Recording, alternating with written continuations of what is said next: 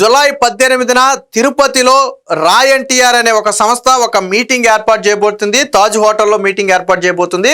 దాని సారాంశం ఏంటంటే 100 కోట్లతో ప్రజాసేవ చేయడానికి ఒక ప్రణాళిక రచించుకున్నట్టుగాను దానికి సంబంధించిన విధి విధానాల ప్రకటన కోసం వాళ్ళు ఆ తేదీని ఎంచుకున్నట్టుగైతే తెలిసింది. అయితే వాస్తవానికి ఇది పొలిటికల్ టర్న్ తీసుకుంది. వాస్తవానికి అంటే దీంట్లో వైసీపీ పాత్ర చాలా స్పష్టంగా చెప్పాలి. పాపం వైసీపీకి కొద్దిగా ఆశలు సిగిరించాయి. ఎప్పుడైతే ఈ రా ఎన్టీఆర్ అనేది ఒక 100 కోట్లతో సంక్షేమ కార్యక్రమాలు చేయడానికి ముందుకు వస్తున్నట్టుగా ప్రకటించిందో బహుశా జూనియర్ ఎన్టీఆర్ రాజకీయ ఎంట్రీకి రంగం సిద్ధం చేసుకుంటున్నాడేమో, ముందుగా సేవా కార్యక్రమాల ద్వారా ప్రజల్లోకి రావాలని ఏమన్నా ఆలోచన చేస్తున్నాడేమో. బహుశా ఆ కోణంలో ఆ జూనియర్ ఎన్టీఆర్ ఈ రా ఎన్టీఆర్ అనే సంస్థను ముందు పెట్టి ఏమైనా కార్యకలాపాలు నడుపుతున్నాడేమో అనే అనుమానం ఉండేది. దీన్ని వైసీపీ క్యాష్ చేసుకుంది. ఎలా అంటే జూనియర్ ఎన్టీఆర్ రాజకీయ రంగ ప్రవేశం, తెలుగుదేశం పార్టీ పని అయిపోయింది, ఇక పార్టీ జూనియర్ ఎన్టీఆర్దేనని చెప్పి వైసీపీ కొంత లబ్ధి పొందే ప్రయత్నం చేసింది. కాకపోతే విచిత్రం ఏంటంటే ఇది ఎప్పుడైతే పొలిటికల్గా ముదిరి ఒక వార్ లాగా తయారైందో, సోషల్ మీడియాలో ఒక వార్ లాగా తయారైందో, వెంటనే దీని మీద ఎన్టీఆర్ ఆఫీసు నిన్న రెస్పాండ్ అయ్యింది. వాస్తవానికి ఈ రెస్పాన్స్ ముందిచ్చుంటే బహుశా ఇక్కడ దాకా వచ్చేది కాదు. సో ఆ రెస్పాన్స్లో ఏం చెప్పారు అంటే వాళ్ళు ఒక అఫీషియల్ లెటర్ విడుదల చేశారు ప్రెస్ మీట్కి. ఏం విడుదల చేశారు అంటే ఈ రా ఎన్టీఆర్ అనే సంస్థ నిర్వహిస్తున్నటువంటి కార్యక్రమాలకు కార్యకలాపాలకు జూనియర్ ఎన్టీఆర్కు ఎటువంటి సంబంధం లేదు. జూనియర్ ఎన్టీఆర్ అనుమతి కానీ లేదా జూనియర్ ఎన్టీఆర్ సేవా కార్యక్రమాలు చెయ్యమని కానీ ఈ సంస్థకు చెప్పలేదు. ఒక రకంగా ఎన్టీఆర్ పేరు ఉపయోగించుకుని సేవా కార్యక్రమాలు చేసే అర్హత కూడా వీళ్ళకి లేదు. ఇది రాజకీయంగా రంగు కూడా పులుముకుంటుంది. కాబట్టి మా సైడ్ నుంచి మేము ఇదే ఇస్తున్నటువంటి వివరణ అని చెప్పి ఒక స్పష్టమైన వివరణ ఇచ్చారు. అంటే నిన్న మొన్నటి వరకు ఏంటి వైసీపీ సగ ఇందులో మంట పెట్టి చలిగాచుకోవాలని ప్రయత్నం చేసింది. కానీ ఎప్పుడైతే ఎన్టీఆర్ ఆఫీసు ఒక స్పష్టమైన ప్రకటన విడుదల చేసిందో, ఎన్టీఆర్ ప్రస్తుతానికి సినిమాల మీదే ఉన్నాడు, ఆయనకి ఎటువంటి రాజకీయాల్లోకి వచ్చే ఆలోచన కానీ లేదా ఇప్పుడు రా ఎన్టీఆర్ చేస్తున్నటువంటి కార్యక్రమాల పట్ల కానీ ఆయనకి ఎటువంటి సంబంధం లేదు అని ఒక ప్రకటన విడుదల చేయడంతో వీళ్ళ పరిస్థితి కక్కలాక మింగలాక అయింది. అంటే గొంతులో పచ్చివేలకాయ పడినట్టు అయింది.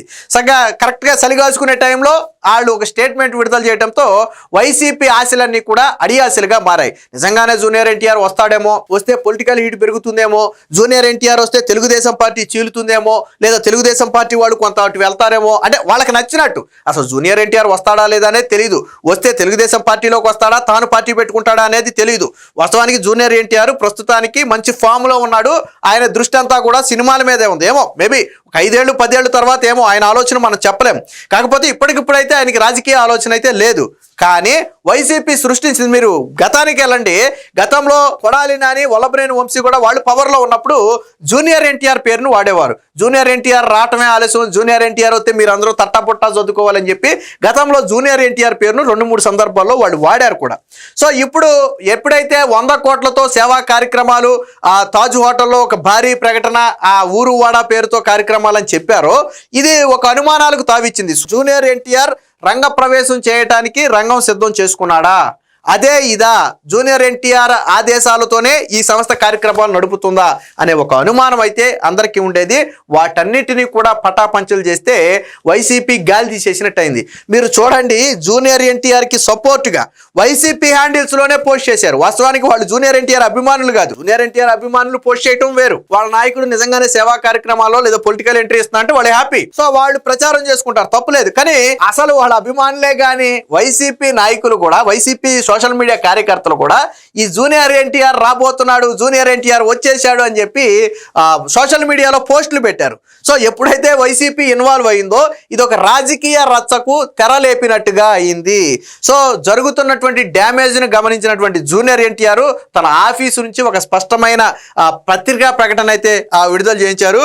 సో ఏముంది ఆ ప్రకటనలో ఏముంది అనేది కూడా ఒకసారి చూద్దాం. వాస్తవానికి ఇది రా NTR press meet Taj Tirupati 18th July 10 AM onwards అని చెప్పి entry restricted to press persons only అని చెప్పి, అంటే అందరికీ ఎంట్రీ లేదు, ఓన్లీ ప్రెస్ పర్సన్స్ మాత్రమే ఉంటుందని చెప్పి ఇదిగో ఈ టైప్ ఒక డిజైన్ లోగోని అయితే విడుదల చేశారు.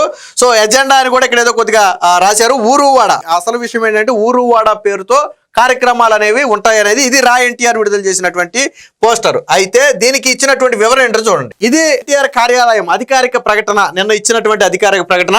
సో రా ఎన్టీఆర్ పేరుతో కార్యకలాపాలు నిర్వహిస్తున్నటువంటి ఒక సంస్థ శ్రీ ఎన్టీఆర్ గారితో సంబంధం ఉన్నట్టుగా ప్రజల్లో భావన కలిగించే విధంగా వ్యవహరిస్తున్న విషయం మా దృష్టికి వచ్చింది. ఈ సందర్భంగా స్పష్టంగా తెలియజేయాలనుకున్నది ఏమనగా శ్రీ ఎన్టీఆర్ గారికి గాని ఆయన కార్యాలయానికి గాని రా ఎన్టీఆర్ అనే సంస్థతో లేదా దాని కార్యకలాపాలతో ఎలాంటి అనుబంధం, అనుమతి లేదా ప్రమేయం లేదు. ఆ సంస్థకు శ్రీ ఎన్టీఆర్ గారి తరపున ప్రాతినిధ్యం వహించే హక్కు కూడా లేదు. అలాగే ఆయన పేరుతో ఎటువంటి ప్రకటనలు చేయడానికి లేదా కార్యక్రమాలు నిర్వహించడానికి ఎలాంటి అధికారము లేదు. ఎన్టీఆర్ గారికి సంబంధించిన ఏదైనా సేవా కార్యక్రమం, ప్రజా సంక్షేమ కార్యక్రమం, అధికారిక ప్రకటన లేదా ఇతర కార్యకలాపాల గురించిన సమాచారం శ్రీ ఎన్టీఆర్ గారు లేదా ఆయన అధికారిక బృందం ద్వారా మాత్రమే వెల్లడించబడుతుంది. అనధికారిక వ్యక్తులు లేదా సంస్థల ద్వారా ప్రచారం చేయబడే సమాచారం, ప్రకటనలు లేదా కార్యక్రమాలను అధికారికమైనవిగా లేదా విశ్వసనీయమైనవిగా పరిగణించవద్దని మనవి. ఈ అంశంపై ఇదే మా తరపున తుది వివరణ. దీనిపై ఈ విషయానికి సంబంధించిన అన్ని అపోహలు, వదంతులు, ఊహాగానాలకు పూర్తిగా ముగింపు పలుకుతున్నామని ఆశిస్తున్నాము. అలాగే సాంప్రదాయ మీడియా, డిజిటల్ మరియు సోషల్ మీడియా వేదికలు, అలాగే శ్రీ ఎన్టీఆర్ గారి అభిమానులు, శ్రేయాభిలాషులు ధృవీకరించని సమాచారాన్ని ప్రచారం చేయకుండా అధికారిక వర్గాల ద్వారా విడుదలయ్యే సమాచారాన్ని విశ్వసించాలని విజ్ఞప్తి చేస్తున్నాము. మీ సహకారానికి అలాగే శ్రీ ఎన్టీఆర్ గారిపై మీరు చూపుతున్న నిరంతర అభిమానానికి, మద్దతుకు హృదయపూర్వక ధన్యవాదాలని చెప్పి చాలా క్లియర్ గా ఈ రా ఎన్టీఆర్ అంటే వాస్తవానికి రా ఎన్టీఆర్ అనే సంస్థ సేవా కార్యక్రమాలు చేస్తున్నమాట వాస్తవం. ఒక స్విగ్గీ జొమాటో లాంటి ఒక బ్యాగ్ వేసుకుని మీరు ఆన్లైన్ లో చూడొచ్చు.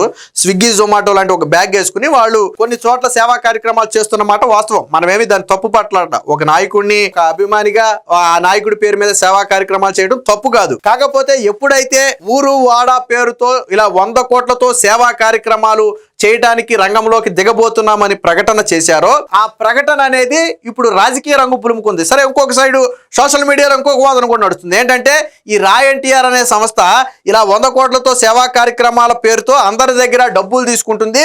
సో ఆ బ్యాడ్ అనేది జూనియర్ ఎన్టీఆర్ కంటుతుంది. జూనియర్ ఎన్టీఆర్ కి తెలిసే ఇదంతా జరుగుతుందని చెప్పి అందరూ భావిస్తున్నారు.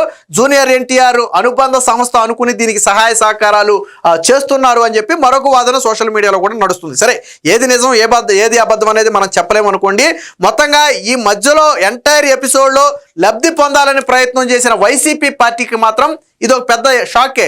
ఎందుకంటే నిజంగానే జూనియర్ ఎన్టీఆర్ వస్తే తెలుగుదేశం పార్టీ బలహీన పడితే ఆ ప్లేస్ని మేము ఆక్రమించవచ్చని పాపం వైసీపీ ఆశ పడితే పడి ఉండొచ్చు. కానీ ఆ ఆశలో మొత్తానికి కూడా నేను ఎన్టీఆర్ కార్యాలయ ప్రకటనతో నీళ్లు జల్లినట్టుగా అయింది.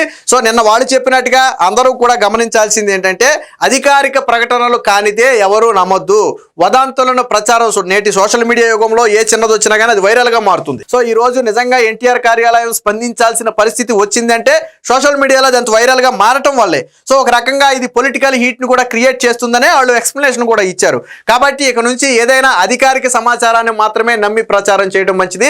ఇలాంటి వదంతుల వల్ల ఇతరులకు ఇబ్బంది కలగటమే తప్ప ఎటువంటి లాభం ఉండదు.